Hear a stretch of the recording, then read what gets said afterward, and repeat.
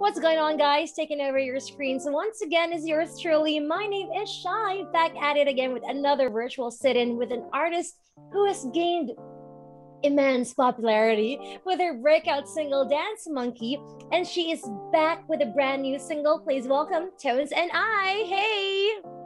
Hey guys, how are you? Hi there. Oh, whoops, my cat fell down. Sorry. I don't know if you saw that, but my cat fell down. Making a scene whenever I'm on an interview. But anyway, how are you doing? How's the pandemic over there, the COVID situation? I know it's a weird topic to talk about, but I just like to compare notes, with everybody else in the world.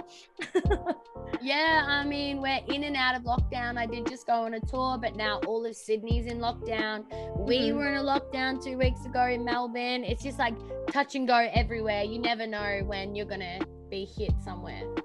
Same here. Look at that. Like, you can really make long-term plans because at some point they might just change what they want to do with the lockdown rules, and then okay, back to staying at home. Okay, then. Well, at least you're safe. You're good.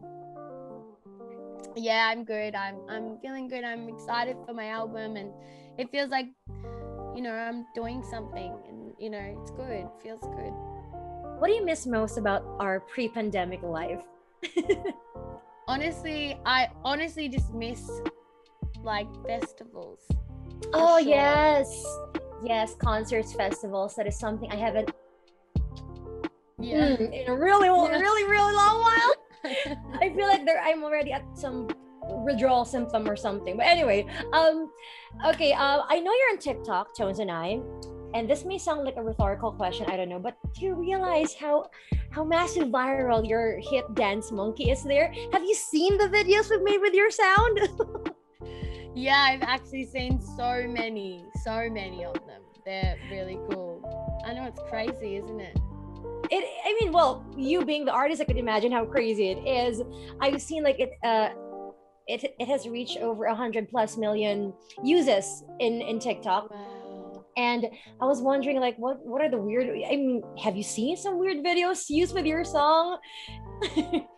I have seen some weird videos, but in saying that, I have scrolled through TikTok and I've seen some weirder ones. I agree. TikTok could really be weird when you think about it, but I don't know. It's also still fun. You could just drown yourself there for hours at a time.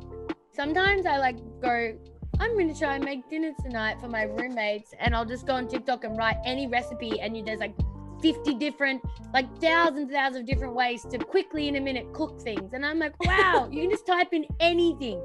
And it's just like the new YouTube or something. Not that there's new YouTube, like a short little version of like, what do you want? Here you go. Right. And it's so quick. It's like within 3 minutes, 2 minutes, you could find a recipe that would help you out. I agree. You could find anything, even medical advice, right?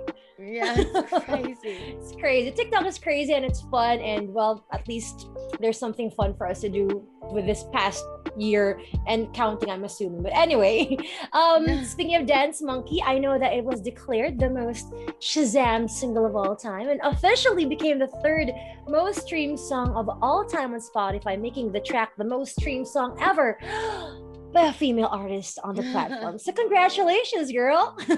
Thank you. Yeah, that's pretty crazy. I don't even know how to think when I hear that stuff. Aw, but congrats, really. Like, it's a fun song. It's really a fun song to listen to, and of course, use on TikTok for weird reasons. But anyway, all right. Now we want to get to know you more, starting with how'd you come up with the moniker Tones and I instead of using your actual name, Toni Watson? Well, it's always, imagine if you were able to, just for a different purpose, change your name. And it just was fun. But also, everyone spells my name with a Y, but it's actually an I. So I thought, first of all, Tones and I, and also Tones represents my music. So Tones, music, and me. So music and me, Tones and I.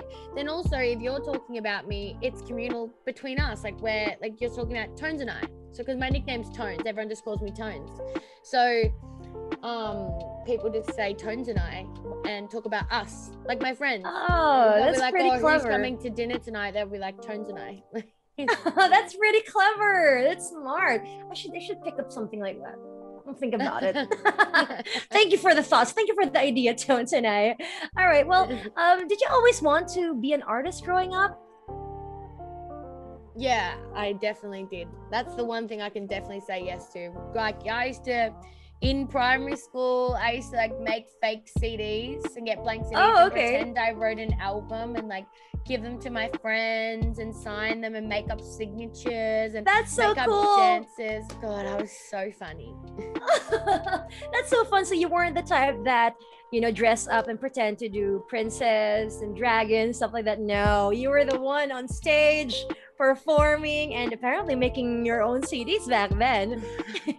And played a lot of basketball. Oh, cool. So at least, you know, you do a lot of other stuff aside from music, but of course, music is what you focus on. And look at that, from pretending to make CDs, you actually have your CDs, you have your album right now. And that's what I want. That's what we're going to be talking about right now. It's called Welcome to the Madhouse, right? Tell us about this madhouse you speak of. So the album is about, and I've named it Welcome to the Madhouse because it is about the last 2 years. So the last 2 years of my life, living with people, like paying rent and working full-time in retail, to then living in my car and playing music on the street in a different state, to then having the biggest hit in the world and going on Ellen, Jimmy Fallon, Slung Around World Tour, to then going into the pandemic and lockdown with 9 of my best friends, to having one of our really good friends pass away. And everything in between has been so erratic, and I've pinpointed those highs and lows in the album, that it has been representation of my mind or the industry or where I've been. It's like a madhouse, and every room inside the madhouse is a different song or a different point. And I wanted it to be erratic so people knew that this wasn't just about a breakup or just about like jazz or soul. It's just all different. I wrote all the songs at different times from different moments, and it's a bit of a madhouse. It's a full journey that you put into an album, which is appropriate because what we live in right now, it's pretty much a madhouse. I can imagine each of us have our own thing going on, you know what I mean? And I'm sure at some point, a lot of people, you know, when of course the album comes out, when people hear the music in the album, we can somehow relate to this, relate to that.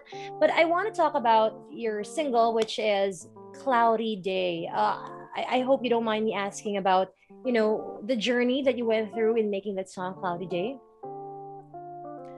Yeah, I think that when I wrote Cloudy Day, it was a point where our good friend had just passed away and I couldn't finish the album. It had been like 2 months and I just couldn't write anything. I was pretty upset and I was still crying all the time and crying on the way to the studio and at the studio. And then I spoke to a really good friend who said to me that the advice his mum gave to him before she passed away was, on a cloudy day, look up and find the sun, and the story behind that. And I kind of took those words and said, that's it. This is going to be it. I'm going to write a song that isn't just sad and helps me be a bit happier, because I didn't want this album to be fully sad.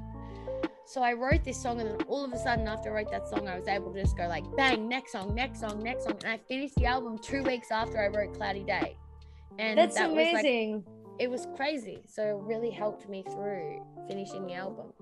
Aw, so thank you for sharing to us that, you know, you had this huge stump, and it's an understandable kind of stump, you know. You lost a very important friend, but you know, that one person, that one message you'd received, just whoosh, everything went away. And like you said, 2 weeks later, you were able to finish the album. That's so cool to know. And you actually gave me goosebumps. Thank you for sharing your story with us. All right. So, well, of course, we would want to check your music out. Where can we check you and your music out? So you can check out all my music on any streaming platform that you decide. It's up to you. And my album Welcome to the Madhouse is out now. Can I say now? When are you gonna? I think so. Soon. Check it out. Google it, guys. Yeah, go check it out. It might be out today. It might be out tomorrow.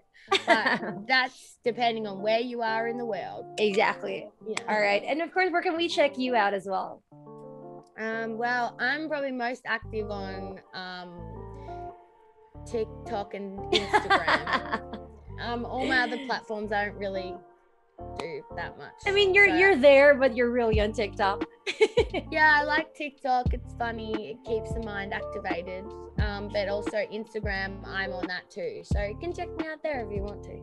I saw your recent I don't know when, a few days ago, or was it yesterday? I'm not sure anymore.